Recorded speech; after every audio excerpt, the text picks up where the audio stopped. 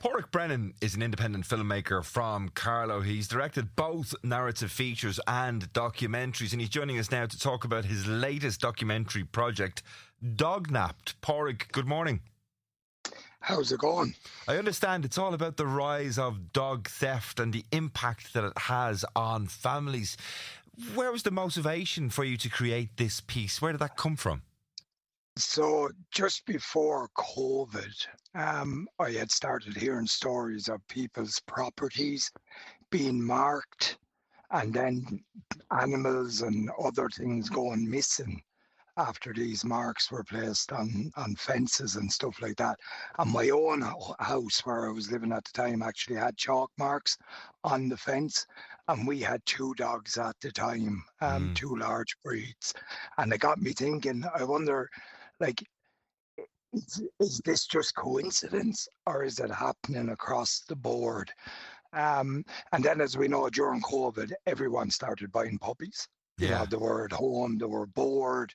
We need something to occupy our time with. So the puppy market exploded, and so did the pet thefts, which is, it's phenomenal how many animals are stolen each year. Yeah. So there was a market, there was a captive market for, you know, more people looking for the dog to walk within their 5K during COVID, some looking for company at home because they weren't getting to share their home space with maybe as many family members.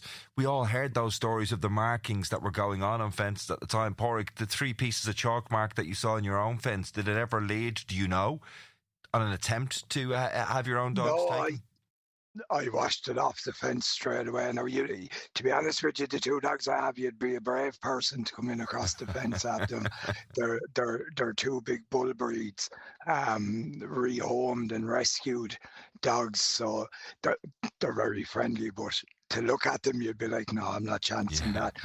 But you have already began filming with a number of families who unfortunately maybe had different ends to their story. Also, campaigner Lisa O'Connor is involved in this project. I know it's not finished just yet, and we'll maybe talk about that in a moment, but as much as you possibly can without giving away spoilers, share some of the stories and the impact that those families have felt.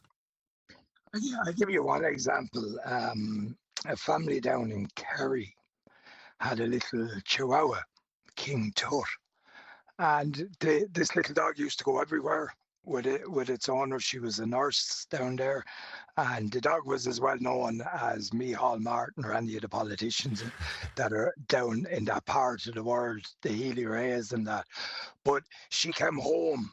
She was after being in the local shop, getting a few bits and bobs. Came home. King Tut hopped out of the car to do his business. And while she brought in 3 or 4 bags of shopping, the little dog went missing. She searched everywhere, went back down along the road. She lives up a very small rural road, and she went back down along and she met a neighbour, and the neighbour said, I think we might have seen it down near the main road at the school.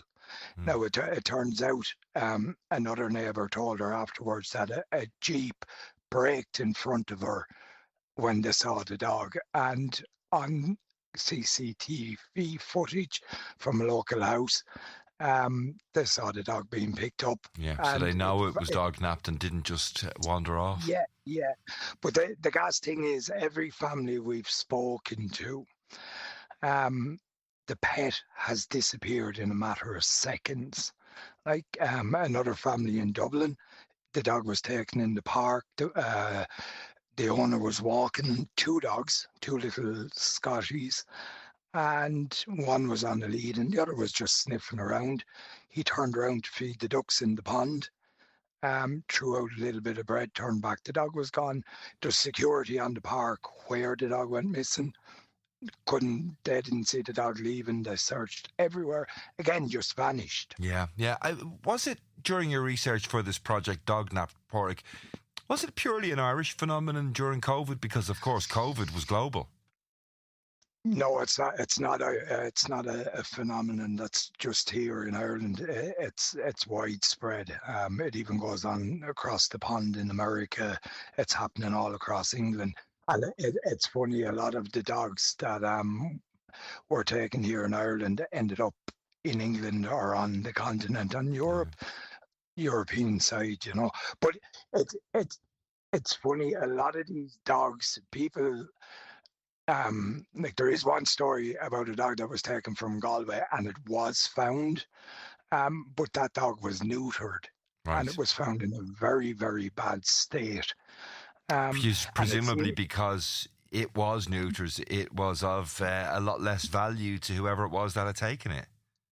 that's exactly it. And we've all seen the headlines of people being stopped at the ports with van loads of pups going to England and stuff like that.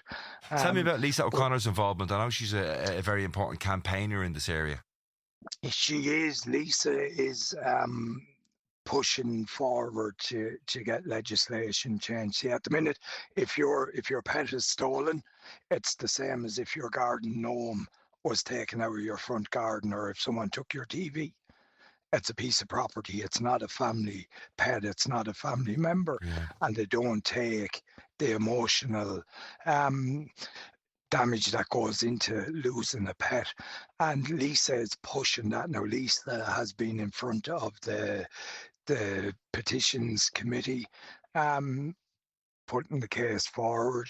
They have just brought in legislation in the UK and Northern Ireland that they've reformed the pet laws there, and Lisa is pushing to get the same done here. Yeah, and I know you're Um, pushing, Pádraig, in terms of trying to get this project, which sounds like a fantastic project. I mean, I know it's going to reflect on the loss for those families and the impact on them, but nevertheless, it's a fabulous project. You're still needing to raise somewhere in the region of about €5,000, I believe, to get this project finished.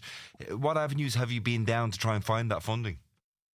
Well, we've gone to businesses to try and seek sponsorship, and we have a fundraising campaign ongoing at the minute. We weren't successful with commission funding from some of the broadcasters and that.